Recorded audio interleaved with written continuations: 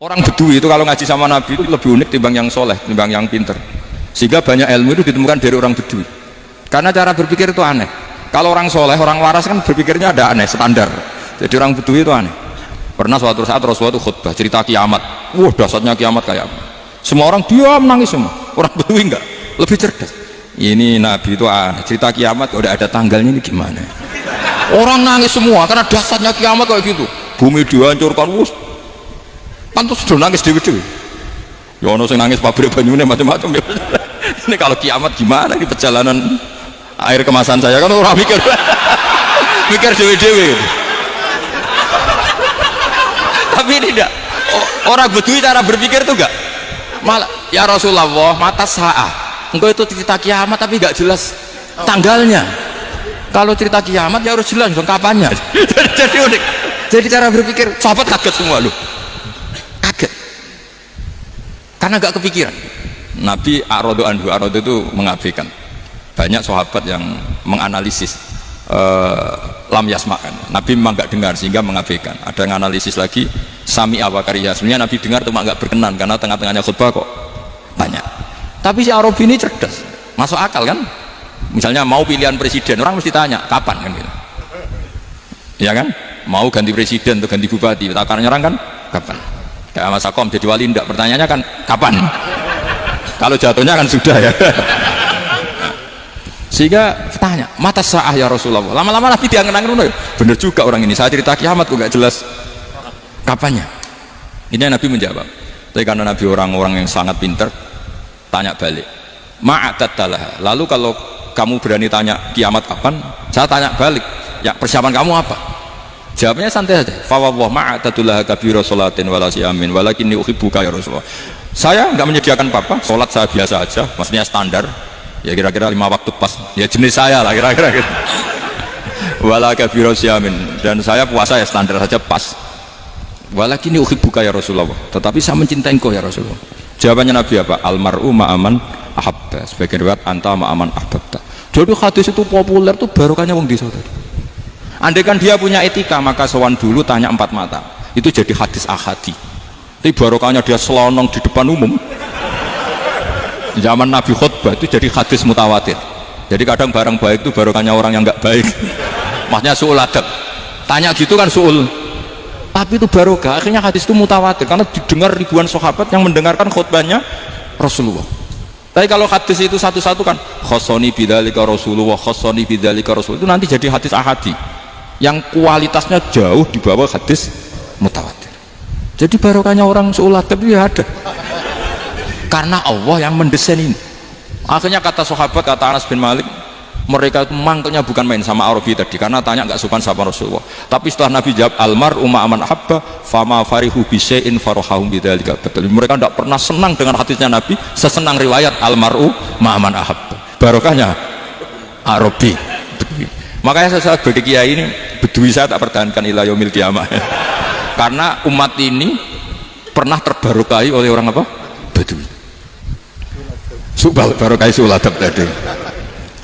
Jadi mohon ini supaya majelis ini kan majlisul itorti Rasulullah, coba terlatihlah mengatakan Allah itu subjek, Allah itu al-fa'ilul mukhtar, Allah itu al-fa'ilul mukhtar, Allah itu yang menentukan alam ini.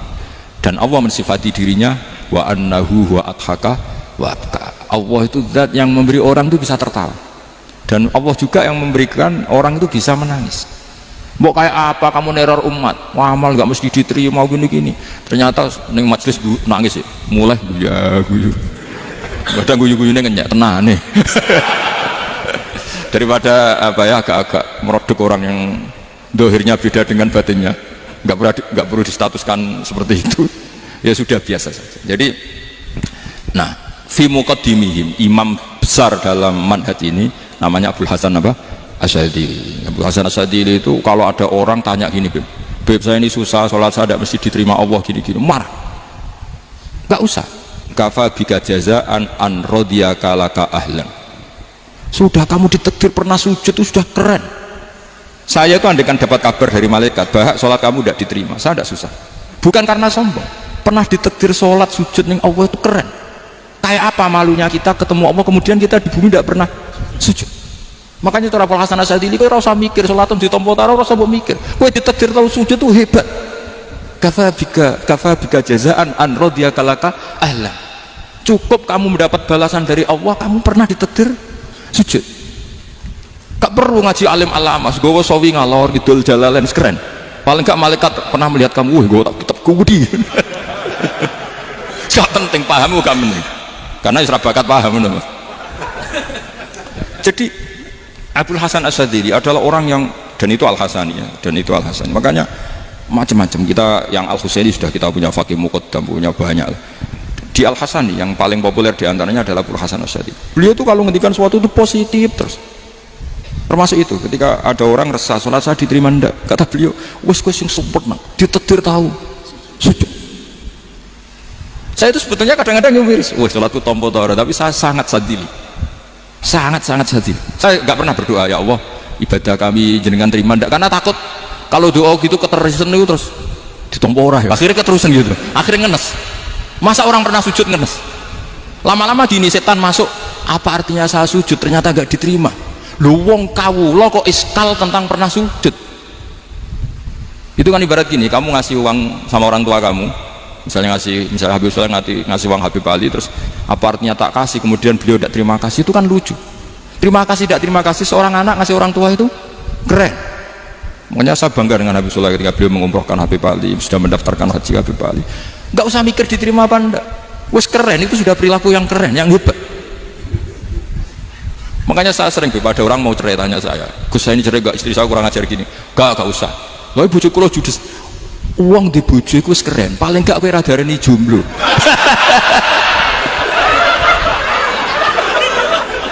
Oh, diarani dudul ora enak.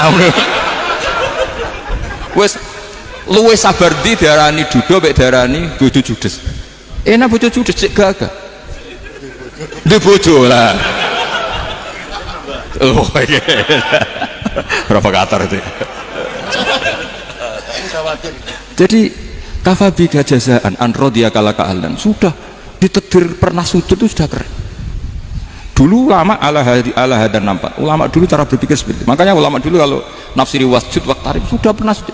Di Quran nggak pernah ada ayat wasjud soal sujud siro ingkana kada wa kada ingkunta mutayakinan dikabuli sujudi, kan ada sujud ya sujud saja, tidak usah mikir makbul apa tidak makbul. Sudah kalau sujud pasti waktari. Terus saya sebenarnya ya sebagai orang yang kadang wedi, sholatku ditompo tau ora. Tapi kalau keterusan nanti ada was-was yang mengatakan opo artine sholat. Lu tuh kan ngeri seorang hamba sing uripe ning bumine Allah kemudian menyoal pernah sholat hanya karena takut gak diterima. Itu kan geblek banget. Saya jenis kiai yang di partai itu. Saya enggak tahu kalau kan yang dikom. Sedih mata saya kamu kau keren iblis. Jadi nah nanti kalau misalnya ada manhajnya Habib Soleh yang tidak seperti itu tidak apa-apa, mungkin supaya orang nggak takabur, nggak fakhr, sehingga makanya mulai dulu lama itu ya partainya kalau nggak rojak ya khauf. Nah saya ini yang jelas terang-terangan ikut partai rojak saja, apa? Partai rojak, karena banyak yang sudah di partai khauf. Tapi saya rojak yang bil ilmi tadi. Makanya Sayyidina Umar radhiyallahu anhu itu yang namanya sama sujud, saya itu punya kitab. Habib Soleh pernah tak tunjukin tulisan tangan saya, muji-muji sujud. Sayyidina Umar ketika ditusuk seorang gila itu Majusi ya, Abu Lu'lu' terkenalnya itu Hulamul Mughirah terkenalnya, ditusuk, dia sahabat, beliau sahabat wali. Jadi nusuk Umar itu kayak apa? Nusuk Mas Hakom aja dosa besar, apalagi nusuk Umar. Itu ketika ditusuk, dia itu ya punya dendam, namanya manusia itu punya dendam. Maksudnya namanya orang kan mangkel sama yang nusuk. Kalau orang mangkel itu inginnya kan yang nusuk itu masuk neraka. Tapi apa kata Umar? Ngendikan gini, tanya pertama, yang nusuk saya siapa? Orang Majusi, Hulamul Mughirah. Alhamdulillah alladzi lam yaj'al maniyati biyadi rajulin lam yasjud laka sajdatan yuhaju biha indaka yaumil qiyamah. Saya itu senang Gusti, yang nusuk saya orang yang nggak pernah sujud sama jenengan. Jika kalau saya dendam supaya dia masuk neraka, saya nggak takut orang itu nuntut sama saya. Tapi kalau dia pernah sujud, pernah sholat, kemudian dia masuk neraka karena nusuk saya, kemudian dia berargumentasi, saya pernah sujud ya Allah, kenapa engkau masukkan neraka? Saya tidak berani jawab ya Allah, saking hormatnya sama yang namanya sujud. Jadi kamane dendamnya kesampaian cara Jawa. Dendam dengan tanda kutip ya, tidak makna semestinya. Jadi mangkel mbek sing nusuk nak mlebu neraka pantas wong ora tau sujud wae Gusti gitu. Tapi kalau pernah sujud kemudian dia masuk neraka karena saya, bisa yuhajuni biha yaumal qiyamah. Jadi kayak apa sujud? Saya apa? Nabi itu kalau muji sujud sampai ngingetkan wa hatta takuna sajdatul wahidatu khairan minad dunya wa ma fiha. Nanti kalau kamu di akhirat ketemu Allah, kenangan terbaik kita apa? Di dunia pernah sujud. Keren kan? Cara ning pondok wis tau bayar syariah lho. Cara sowan kiai tau ngapopi Mas. Wis go jajan. Nah tapi kadang syaitan itu masuk tadi. Apa artinya sujud gak mesti ditompo, apa artinya sowan Habib ngaturi gak mesti ditompo, ngaturi kiai. Akhirnya ada ketakutan. Nah kalau ketakutan ini berlebihan lama-lama, ma faidatus sujud. Wah itu sudah buruk sekali wong hamba kok tanya ma faidatus sujud. Ini di pentingnya madzhab-madzhab Syadzili. Jadi saya ngaji agak-agak uraan wa amdan. Kalau ini watak sudah bukan. Jadi uraan itu ada dua, ada yang amdan bismil ilm, ilmunya banyak terus milih manhaj. Insya Allah saya partai itu. Nah, ada yang uraan bakat Mas. Ada ya? Ada apa banyak? Nah sebetulnya khauf juga gitu Bim. Ada khauf itu karena ilm. Ada Habib alim alama atau kiai alim alama, dia tahu masyarakat kalau ngikuti Gus Bak nanti jadi fakhr, kurang tawaduk, terus dia milih partai khauf. Lah yang buruk itu ada kiai yang milih khauf pancen dari awalnya sati cilik ya. Jenisnya wis sati. Jadi sebenarnya dia tidak cukup ilmunya nerangkan khauf, cuma jenisnya wis sati cilik. Wong ning omah lawang dikunci ono gludek-gludek, ono hantu putih. Jadi ya sama, yang bawa rojak bisa bawaan dablek, yang bawa khauf bisa saja bawaan ati cilik. Nah kita ingin yang bawa rojak ya bismil ilm, yang bawa khauf juga bismil ilm. Ya ono teh Mas, wong sing ati gede, mungkin dua blek, tapi enggak bawaan rojak, memang bawaan dablek. Ada yang ati cilik tapi bawaan khauf. Jadi mengatakan khauf tapi sebetulnya bawaan ati cilik. Nah kita ingin nyanda kalau rojak bismil ilm kayak Abdul Hasan Asyadzili, kalau yang kampanye khauf kayak Sayyid Abdul Haddad bawaan apa? Ilm. Sehingga kita ini Kul inni ala bayyinatin mir rabbi, semua itu berdasar ilmu sing jelas wilo-wilo. Makanya semua Nabi memaklumatkan apa? Kul inni ala bayyinatin mir rabbi. Jadi semua ilmu syaratnya apa? Bayyinah. Bayyinah itu kebenaran ilmiah sing jelas wilo-wilo. Makanya itu yang disebut Allah Subhanahu wa taala mensifati kekasihnya yaitu Nabi Muhammad sallallahu alaihi wasallam, lam yakunil ladzina kafaru min ahlil kitabi wal musyrikina munfakkina hatta ta'tiyahumul bayyinah. Rasulun minallah yatslu suhufan mutahharah. Niku Kanjeng Nabi saking cerdas meneh dek wong Islam, wong musyrik, wong kafir ngerti logika yang dibangun Nabi saja kuat infikak dari kemusyrikannya. Makanya disebut munfakin. Orang-orang musyrik, orang-orang kafir tidak munfakin, tidak tercerabut dari akar akidahnya hatta ta'tiyahumul bayyinah. Itu siapa? Rasulun minallah yatslu suhufan mutahharah. Masyhur itu debatnya Nabi dengan orang-orang musyrik. Mereka bilang, ya Muhammad, kita ini urusannya banyak, kasusnya banyak, lalu anda mengajarkan ke Tuhan satu. Masa urusan banyak cukup Tuhan satu? Itu enggak fair Muhammad. Aja'alal alihata ilaha wahida inna hadza la syai'un ujab. Urusan kita banyak, masyakil kita banyak, muskilah kita banyak. Kalau Tuhannya satu enggak cukup Muhammad. Nabi dengan santainya memberi penjelasan. Ya sudah gini saja. Kalau kamu jadi budak atau pembantu, majikan kamu banyak. Semuanya merintahkan kamu, semuanya bikin aturan untuk kamu. Kamu suka enggak? Ya enggak suka Muhammad. Kalau majikan kita banyak repot. Ya sudah, Tuhan kamu itu majikan kamu. Kalau banyak perintahnya beda-beda kamu pusing. Ya udah mat, Tuhannya satu aja mat. Karena Nabi bayyinah, orang itu bisa dibalik-balik pikirannya. Dan makanya disebut daraballahu mathalan rajulan fihi syuraka'u mutasyakisuna wa rajulan salamal lirajul hal yastawiyani masalah alhamdulillah. Jadi Nabi itu kalau adu argumentasi itu luar biasa. Jadi segampang itu Nabi memberi apa? Argumentasi. Karena beliau adalah al-hujjatul balighah. Jadi Nabi itu gak pernah kalah. Pernah Nabi debat sama orang Yahudi, Muhammad, saya ini turunan Ibrahim, kita ini Israel ya, kita tahu Israel adalah turunan Nabi. Israel nama lain dari Yakub, Yakub bin Ishak bin Ibrahim.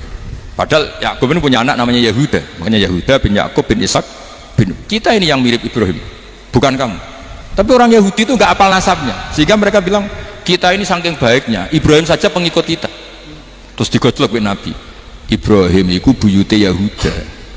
Makanya digojlok, ha antum haula ihajatum fi malakum bi ilm falimatu hajuna fi ma laysa lakum bi ilm. Kita adu debat itu sudah ilmiah, kenapa kamu menjadi tidak ilmiah? Kenapa Muhammad? Terus Allah menurunkan wa ma unzilatit Taurat wal Injilu illa min ba'di afala ta'qilun.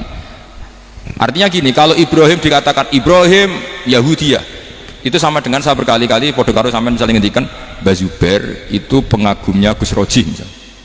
Padahal Gus Roji bin Ubab bin Maimun bin Zubair, misalnya Gus Roji bin Kiai Haji Ubab bin Kiai Haji Maimun bin Kiai Haji Zubair. Nah Ibrahim itu kan Yahuda bin Yakub bin Ishak bin Ibrahim. Terus mereka bilang Ibrahim itu pengikut Yahudi. Itu kan kebalik kayak Habib Hasan itu pengagum Habib Soleh. Kan Habib Hasan rohnya ini di mana ini sih mbahnya kok dianggap. Nah sehingga orang Yahudi ketika Nabi berdebat beda dengan Nabi Muhammad SAW ketika ditanya kenapa kamu yakin agama tauhid millata abi, karena ini agama nenek moyang saya, millata abikum apa Ibrahim. Jadi jelas akhirnya orang Yahudi ngerti ya kan, sama dengan mengatakan tadi Pak Karno itu pengagum Puan Maharani, kan aneh nggak kalimat itu. Mbah Hasyim Asy'ari itu pengagum Gus Dur, gak lucu itu. Jadi Nabi itu orang yang bayinah itu kalau menerangkan kebenaran itu bahkan orang kafir pun bisa infikak, bisa munfakin, tercerabut dari akar kafir. Nabi itu mudah sekali merubah logika. Makanya di Quran sering ada kata aro'aitum, karena memang tadi. Nah saya mohon apapun pilihan anda rojak kayak Abdul Hasan Asy'adzili tadi, ketika orang resah sujudnya diterima apa enggak, sholatnya diterima apa enggak, beliau bisa berargumentasi betapa pentingnya sujud. Wes aja kowe iku kawula, tahu sujud iku keren. Sampean bayangkan betapa malunya kita kalau kita ketemu Allah kemudian di dunia enggak pernah. Lho paribasane kula mlebu swarga lah isin. Mlebu swarga tapi ning dunya ora tahu isin. Sama seperti kowe di guru sak urip-uripmu ora tahu salam template isin. Kira-kira seperti meskipun salam template ora penting. Ya ora penting to, misalnya soleh salam template 50.000 duwe wis akeh ngono kan. Nak mereka penting kudu rokok. Itu bukan nilainya kok, betapa malunya kita. Saya dulu mau sarang, andai kan tidak pernah khidmah sama iya malu tenan sebagai apa? Santri. Makanya Sayyidina Umar ketika beliau dibunuh orang, itu pertanyaan pertama, dia pernah sujud enggak? Enggak pernah. Andai kan dia pernah sujud, maka saya tidak berani masukkan dia masuk neraka. Takutnya dia protes sama Allah, ya Allah saya pernah sujud, kenapa harus di neraka? Atau Umar ditanya Allah gini, Umar kue ridho wong sing tahu nyembah aku kemudian dia di neraka, kayak apa? Jadi makanya Umar ketika wafat ketika alhamdulillah alladzi lam yaj'al maniyati biyadi rajulin lam yasjud laka sajdah. Ya jadi saya mohon sekali jadi majelis ini sebagai majelis mubarak, caranya tauhidnya dibenarin. Apa tauhidnya dibenarin? Jadi Allah itu adhaka wa abka, Allah itu al-hadi, Allah itu ar-razzaq. Sehingga menteri ekonomi mbok salah rumusillah wong tetep mangan. Muga Allah itu ar-razzaq. Mbok negara dikelola keliru lah wong tetep mangan, wong Allah itu ar-razzaq. Kiai rada akeh sing di masalah, tapi ya tetap agama ini jalan. Lho andai kan syaratnya agama ini kayak ini bener, wah ya repot.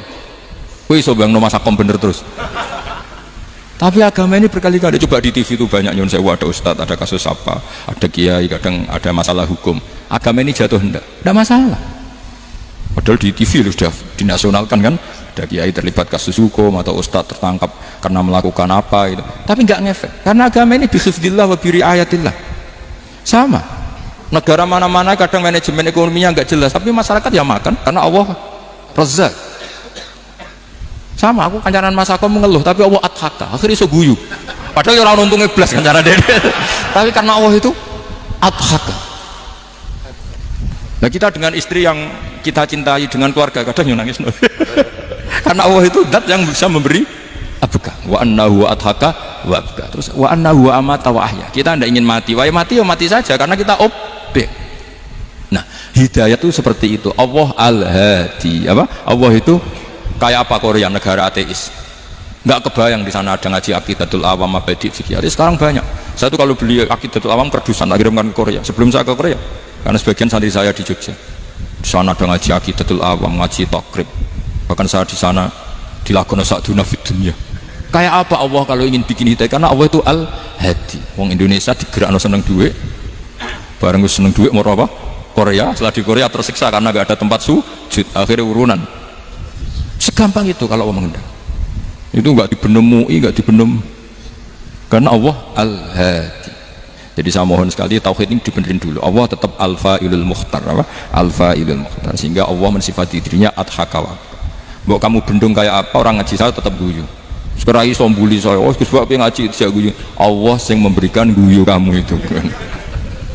Andai kan sesuai status kamu, kowe ora ngarep guyu. Utang akeh, jatuh tempo, bojo ora percaya. Gede-gede kayak paham. Ya, jadi ini tak isyatkan jenengan. Saya ini tadi bawa kitab Fathur Rahman di Tolibi ayat Quran, mau tak kasihkan hadiah ke Sayyid Umar Hafid sebagai penyempurna karena beliau sudah Al-Husaini. Semoga ini dapat barokahnya Al-Hasani. Ini dikarang oleh zuriatnya Abdus Salam bin Masis. Abdus Salam bin Masis adalah guru dari Abul Hasan apa? Asyadili. Jadi kita tahu Sahibul Hikam Ibnu Athaillah As-Sakandari muridnya Abul Abbas Al-Mursi. Beliau muridnya Abul Hasan Asyadili. Beliau muridnya Abdus Salam bin Masis. Itu alami zata ini min dzurriyyati Abdus Salam bin Masis. Jadi ini Al-Hasani. Jadi ini sudah klub karena mulai dulu ya tradisinya gitu, banyak sabaib ngaji barojak bafadol, nanti yang bafadol barojak yang ngaji Habib lagi, seperti sanadnya Soleh di Sarang ya, Soleh ngaji Bahmun, tapi Bahmun ngaji Sayyid Alawi Sadat ya, ngaji Sayyid Zaini Dahlan, nanti setelah Sayyid Zaini Dahlan ngaji Ajam lagi Usman Adim Yati. Jadi ya biasa mulai dulu silsilah ya seperti itu. Jadi seperti dulu Ibnu Abbas termasuk Qorobatul Rasulillah. Jadi dulu Qorobatul Rasulillah itu Bani Hasyim sama Bani Muttalib. Tapi kalau sekarang ya tentu para Sadat, para Habaib. Dulu biasa Ibnu Abbas ngaji ke Zaid bin Sabit. Itu Ibnu Abbas yang mencium tangannya Zaid bin Sabit. Tapi Zaid bin Sabit juga mencium tangannya Ibnu Abbas karena Qorobatul Rasulillah Shallallahu Alaihi Wasallam. Jadi saya mohon semuanya itu insaf bil ilm ya, insaf bil ilm. Kayak tadi munfakina hatta ta'tiyahumul bayin. Jadi bayinah itu